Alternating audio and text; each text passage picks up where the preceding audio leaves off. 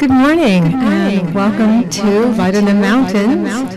I don't know whether or not you all are aware, but we have monthly themes, and at the top of your little insert it tells us that our theme for this month is There's No Place Like Home. And I gotta say, there's no place like this place. It's my spiritual home. I had the great joy of being part of the elves yesterday who helped decorate, and it was just such a great feeling to join in with everybody and make this place sparkle and come alive. So I just wanted to say that. Don't they? I'm happy to do that. Yes. Okay. Anyway, yeah, I love the angels. They've been with us for a long time. They bless us every year. So, speaking of blessed, let us take this moment to center into our hearts and feel the blessing of this place, this morning, this gathering, the blessing of the person sitting next to you, for all those gathered here, and for all those who gather with us in time, space, through the internet, online. And we know that our circle of love is drawn around each and every soul who gathers with us in whatever way, in whatever time frame. And we know as we gather that the presence of Spirit is alive within the heart of each and every person gathered here. It is alive in this room and in this celebration. We know this, we feel the resonance of it. We celebrate it and we give thanks for it. And as we give thanks for each and every person who gives time and energy and love to this place, to our wonderful musicians, to all the volunteers, to the core council, the practitioners, and to Reverend John, the steward of this ship. We give thanks for all those, and most of all for each and every person here, for your light is the light on Light on the Mountains. And so, knowing this, we give thanks, and together we say, and so it is. I feel so lucky to be here.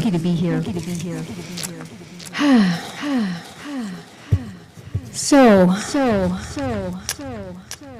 on the theme of home, there's a saying we've all heard, that home is where the heart is. That statement resonates with us and has endured because we all understand that while a sense of home may be attached in part to a place, what it really is a feeling, a sense of resonance and connection.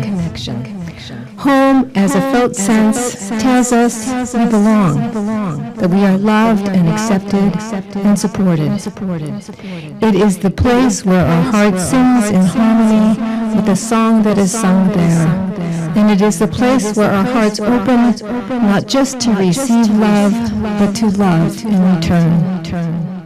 It's hard to say which of those feels better, isn't it? The question I'd like us to explore today is how big can we allow our hearts to be, and therefore, how big our home?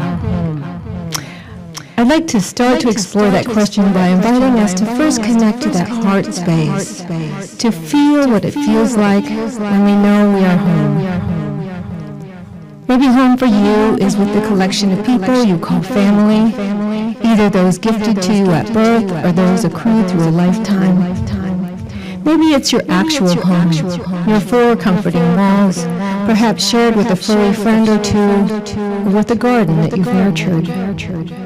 Or perhaps it's a place in the great outdoors that is so familiar to you and so resonant that it feels like your very soul must share some DNA with the rocks and the trees. Whatever it is for you, I'd like to invite you to feel into it. Feel your heart open and expand. Feel that swell of connection as the wave of love washes over everything. Now from that place where all feels right and safe, where all feels connected and expanded, I'd like to invite us to hold the warmth of that feeling while we expand our hearts a little more expansively. I'd like to invite us to allow our embrace of home to embrace a wider space. Can we expand our circle of love and belonging to include our neighbors, our town, our valley? Can we include people we don't agree with, people we've never met, places on the planet we've never seen? Can we know and feel that this whole gorgeous garden planet is home and all who dwell here are family? At the center of our being, I think we all know this to be true, that our planet is our home and all our family. Clearly, it has never been more critical for all of us to acknowledge and embrace this truth and to turn away from the chronic, dark lie of our separateness. But I would like to invite us to embrace this truth, not in desperation, not in fear of the consequences if we fail to do so. Instead, let us do so in celebration and in homecoming. Let us do so in recognition of the immense and wonderful extended family we didn't know we had, and the common ground we all know as home. For when we do, we will find a world made new, where all are welcomed, all sustained, a world where all of life lives within the weave of belonging, and where home is everywhere. I just got lost. Well, home is everywhere. There we go. So, with a little bit of levity and laughter, let us hold that the warmth of space and expand our hearts and know that to be true. That really, this planet is our home and all our family. So let's just hold that for a moment.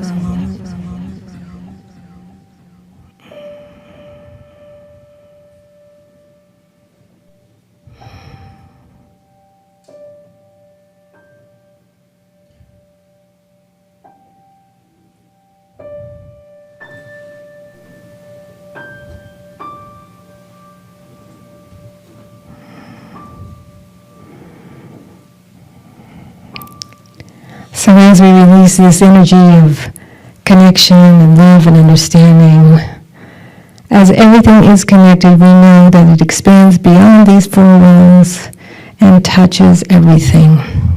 That somehow in its own way, that energy affects all that is and everyone everywhere. And for this I give thanks, and together now we get to read our affirmation for November.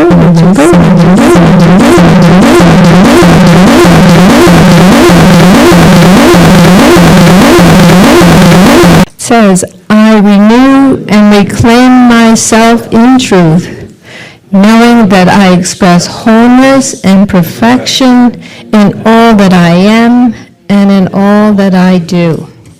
And now speaking of perfection, our wonderful musicians. Thank you. Perfection. Ouch. Good morning, everyone. A thought of the day. It's interesting this week, if you are a Facebook follower, probably memories have popped up of other Thanksgiving weeks of years gone by, and both from, I have one of my dearest friends is I think 7 now, and her name is Haley. I'm on. Yeah, I'm on. That Haley is named Haley because her parents love this town of Haley so much. They came here as actors to work with Company of Fools years ago, and when it was time for a child, they named her Haley. But Haley was here one Thanksgiving, I think, must have been 4 years ago. Maybe she's 8 now, too.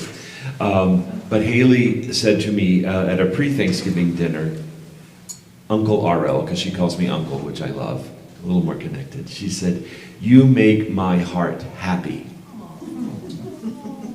Funny how I remember that one. I also had a memory pop up that years ago, like 10 or 11 years ago, a student said to me, RL, some people need more second chances. Now I must confess that I don't remember who that student was or who the student was who needed more second chances. Hi everyone.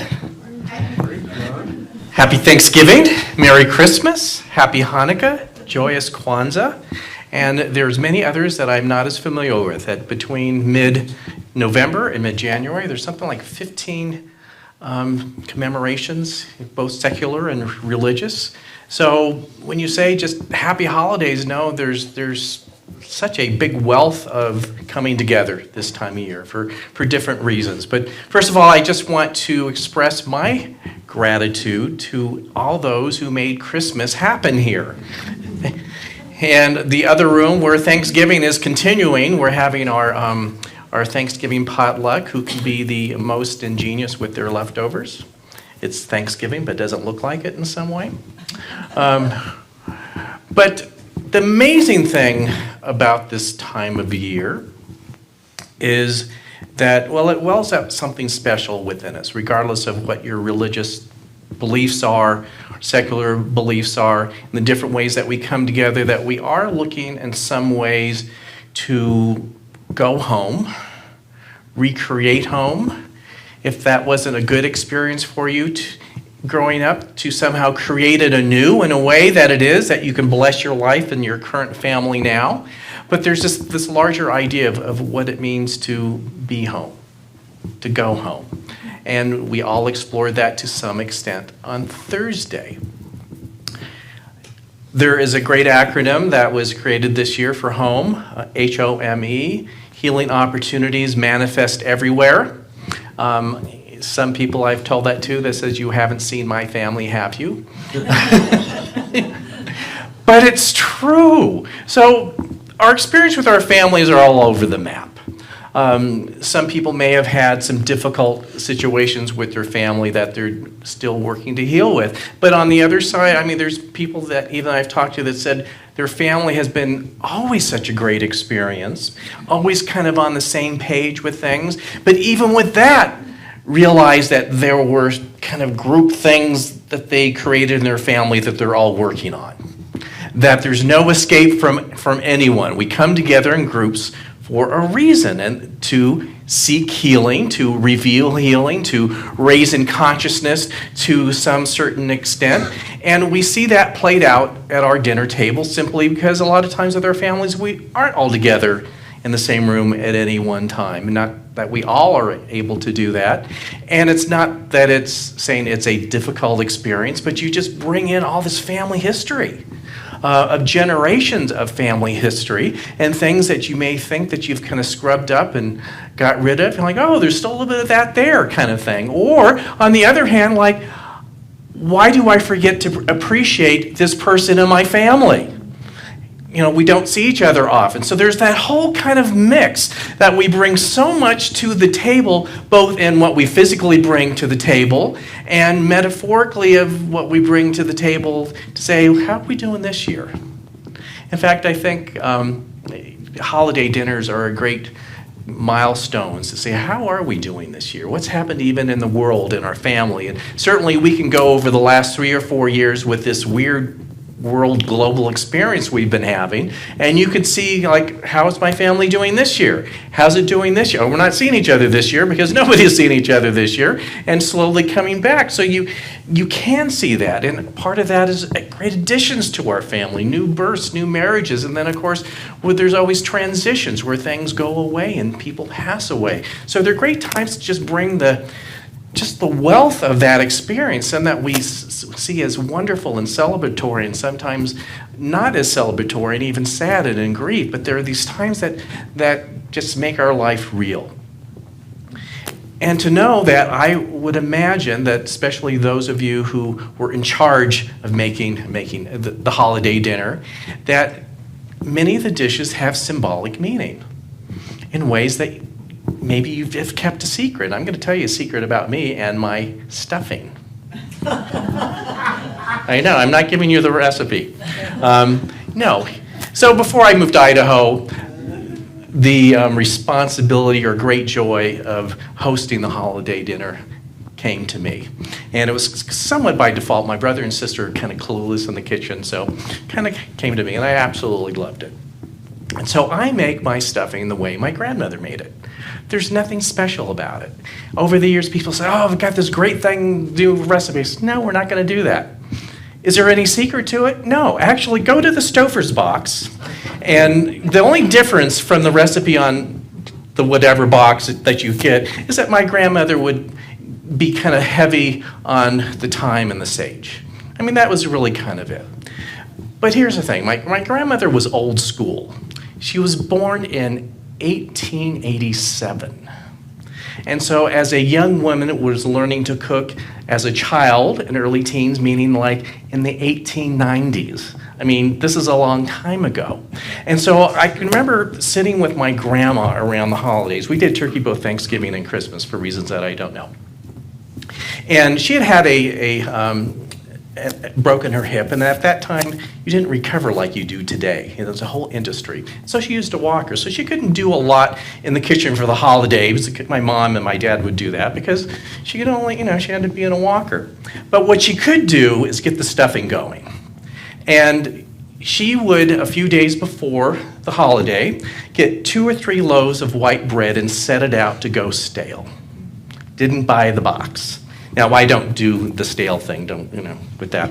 And so I can remember sitting with my grandma at her dining table because she couldn't stand that easily, and she would just be hand crumbling the stale bread and put all the seasoning, and then my mom would pick it up the day before, and it would, make its way into the turkey. So if you come to my house where I'm in charge of making the turkey, and you have stuffing, and you say, John, that's great stuffing, I'm seeing myself sitting with my grandmother. She's crumbling bread. So that's why I'm not interested in a different recipe. I'm sure there's recipes that are so fabulous and so amazing, and that would be like, Bon Appetit times 10. But when you would come to my house at a Thanksgiving, that's one of the symbolisms that people don't know about. My grandmother was always at the table. And we all have those stories, don't we? So that's why and it's funny how the things that we would eat on Thanksgiving or Christmas sometimes that we would never even consider any other time of year. Would you bring a green bean casserole to 4th of July picnic? No. People would think you had lost your mind. You would never do it. Even the day after Thanksgiving, you're thinking, do I really want to revisit that? But there's something about it on the day that you just have to do it. Here. Yeah, absolutely. And I always know, okay, I'm going to not feel well and I'm going to have heartburn. Give me another serving of this. We just know. We just know what it is. We know what we've signed up for. But it all has symbolisms. I wrote in my blog this week about cranberry sauce. Growing up, it has to be shaped like the can on the plate. And growing up, there was always the controversy, buried or no buried. And my parents were very open-minded. They had both. But no one really ate it all that much. And as I started to host dinners, of course, without even thinking that would be on my shopping list. And everybody knew it had to be wiggly on the plate there. Not even cut down, you just got to be there. And even after a few years of doing that, I realized I always threw away about 90% of it. It was just meant for a little color, and we always did it. So one year I did go to the Bon Appetit Thanksgiving November, extravaganza of recipes, and there was this great homemade orange cranberry, relish with an orange liqueur kind of thing, and I made it, and everybody looked at me as if I had lost my mind. Where's the jiggly jello thing on the plate? And so we continued, and again, we'd throw away 90% of it. In fact, it was so funny on the way to our dinner. If you're going to someone's house, you might be in charge of the last-minute emergency going to the market to pick up that one thing. And Albertson's last call was at 4 o'clock. They closed at 4. We were there at 3:30 to buy a can of cranberry sauce so it could be jiggly on the plate. And to have it, and of course, most of it probably got thrown away, but just a little note, the item that most people were buying at 3:30 on Thanksgiving, frozen pizza. Just interesting, frozen pizza, anyways. But we do these things out of comfort, There's certain things probably on your table that you don't really like, and maybe people don't eat, but they have to be there. But we bring other things to the table, like when I cook, my grandmother is at the table, and there is symbolism for you as well. But we bring other things to the table as well. We bring things at the table to challenge us to be grateful, and, which is really intermixed a lot, level things, opportunities for healing, and really just to transcend where we may have been in the past with our lives, with ourselves and our family, and not necessarily huge things, but sometimes the presence of people we have known for decades can be the thing to inspire us to raise in consciousness and to go to a different place with this. And I'm really aware that with those people we've been together with decades, that those are the people you can really do it with, even if they're not truly aware.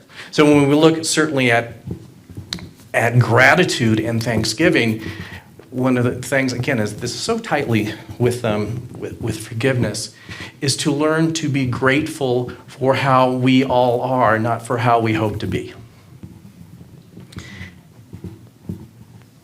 And again, if you're at a large table with family and friends, it really is quite a mix, isn't it?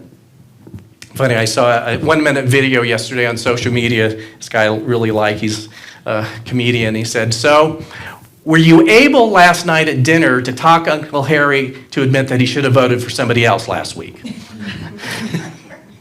Chances are you didn't. No one had a sea change over the gravy or the stuffing. And that's part of it. We start to appreciate people for just where they are and for where we are. I have a couple paragraphs I want to read here from David Wyeth. He says, "Gratitude is not a passive response to something we have been given. Gratitude arises from paying attention, from being aware in the presence of everything that lives within and without and beside us. Gratitude is not necessarily something that is shown after the event. It is a deep, euphoric state of attention that shows we understand and are equal to the gifted nature of life. Gratitude is the understanding that many millions of things must come through and live together and mesh together and breathe together in order for us to take even one more breath of air. That the underlying gift of life and incarnation as a living, participating human being is privilege. That we are miraculously part of something rather than nothing, even if that something is temporarily pain or despair. We inhabit a living world with real faces, real voices, laughter, the color blue, the green of the fields, the freshness of a cold wind, and the tawny hue of a winter landscape." So gratitude and forgiveness or pardoning is a choice we can make. And we have many opportunities to do it this time of year because, we're trying to recreate this idea of home, or again, if we've never had a sense of it, to bring it into our lives. And this doesn't come by having some picture-perfect idea in our mind come into our living space. It is about choosing to accept things at a certain level, what they are, and transcending them to something else. Interesting thing as we come together with our families, we know how to trigger each other, don't we? We know our little secrets. We know how, to say a little something to a sibling and just kind of get a reaction out of them. Gratitude and healing comes out of choosing to show up differently. That's really it, choosing to show up differently. And we can do it through the dramas that play out in our family. It's so interesting. I've talked many times about my dad, and there was a period of time, my brother and sister and I, several years that we were not in contact, and he came back into our lives. And my brother and sister and I were very honest with each other how this could work, what little boundaries we needed to set, how we could make this work and be good for him as well as good for us. And the thing is, where my dad went, drama followed. And it was interesting, during my 20s, we had created our own thing for the holidays of like no stress holidays. We're in our sweats. I've got the turkey in the oven. Take a plate to the coffee table. Really what you do in your 20s. And suddenly my dad wanted to be back in the picture. And so this is how he did holidays. First of all, he had to do a little bit more formally. But he wanted to fly in the morning and then fly out right after dinner. So two trips to the airport on a holiday in one day adds that little extra, bit of drama for us. And thank God he would, take a taxi cab. But it was something like once we put him back in the taxi cab, it was like, oh my God.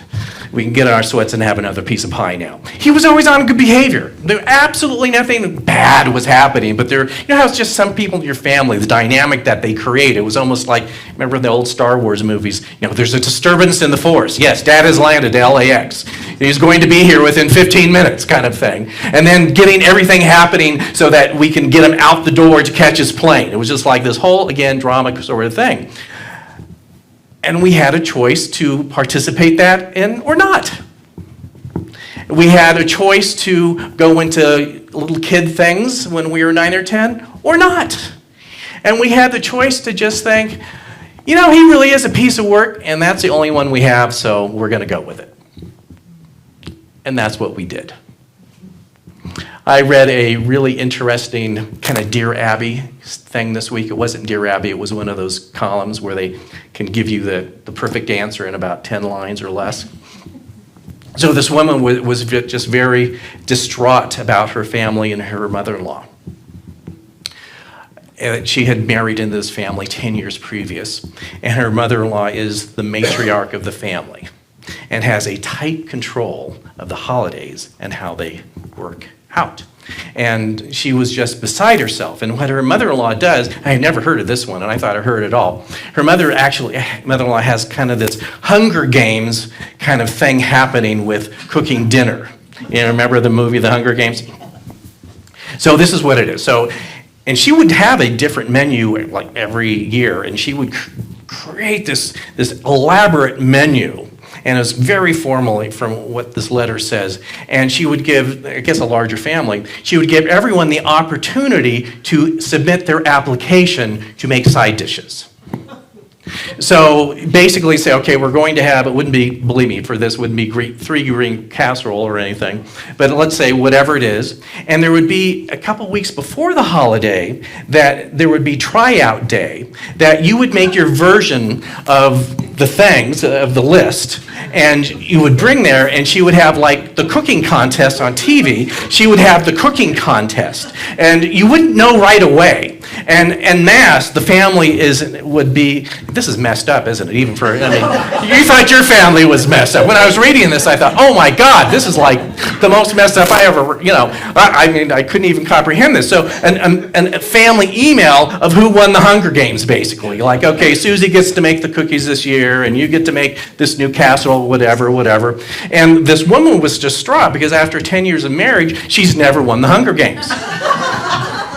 He says, what do I have to do? I even tried picking the easiest ones, like the Christmas cookies. Who can mess up a Christmas cookie? And he said, but still, but it was about so much more deeper within herself. It really touched that spot of just sense of worthiness or lack thereof of worthiness, a sense of what's going on here? After 10 years, am I not being accepted by this family?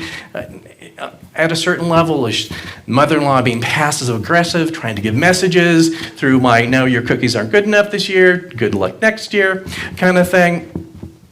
And the response was really perfect. Well, it was also great why this, you weren't required to participate in the Hunger Games, which is really good. So could you imagine saying, here it is, choose one, the Hunger Games are in 2 weeks, come with your best shot and I'll decide. It was, no, you didn't have to participate.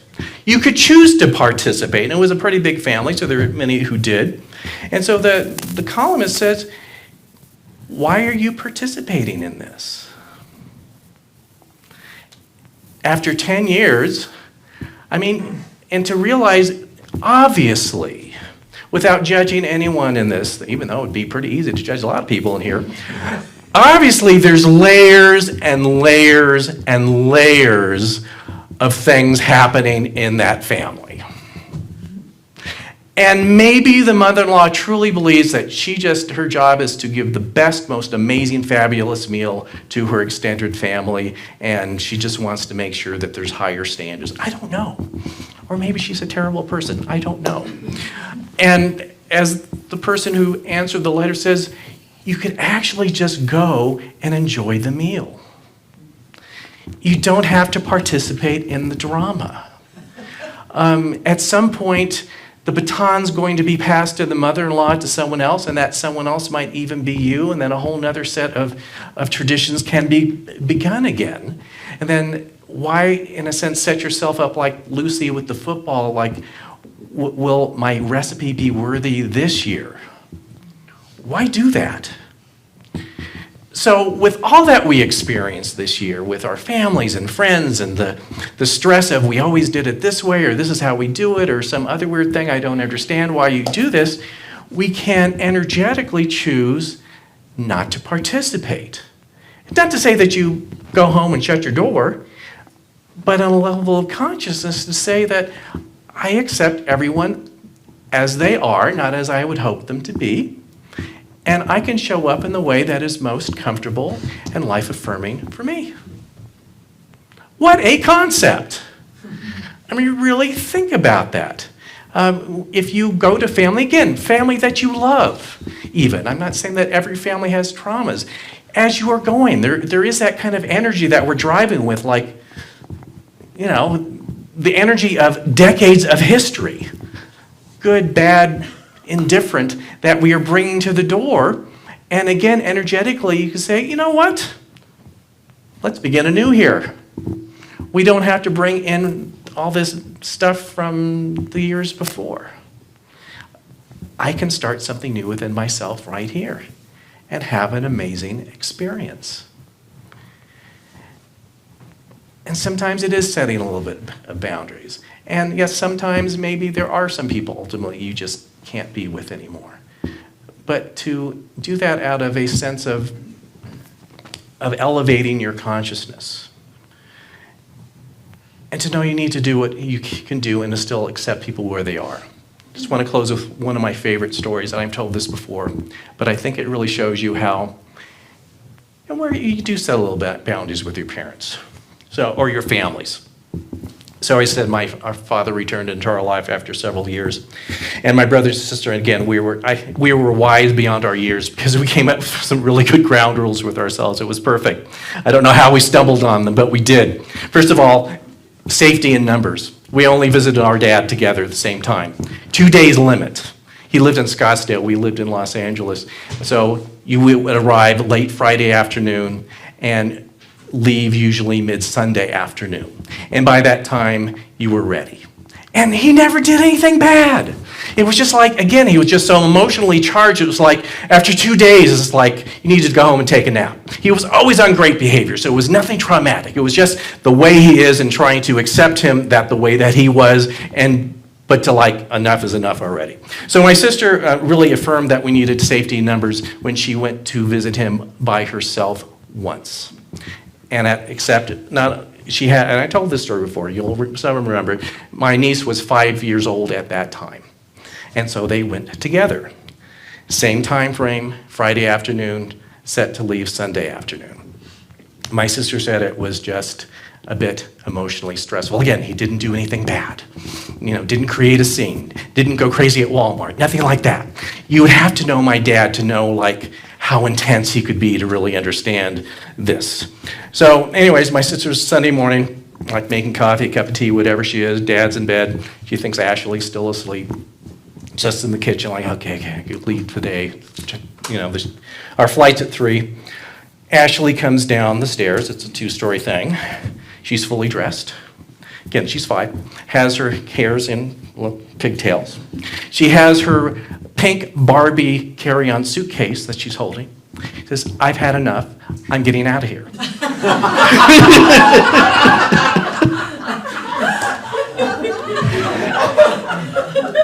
And she says, I feel your pain.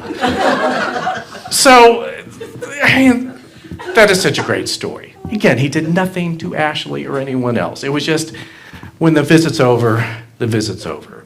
We are able to appreciate him on some level, knowing we could never change him.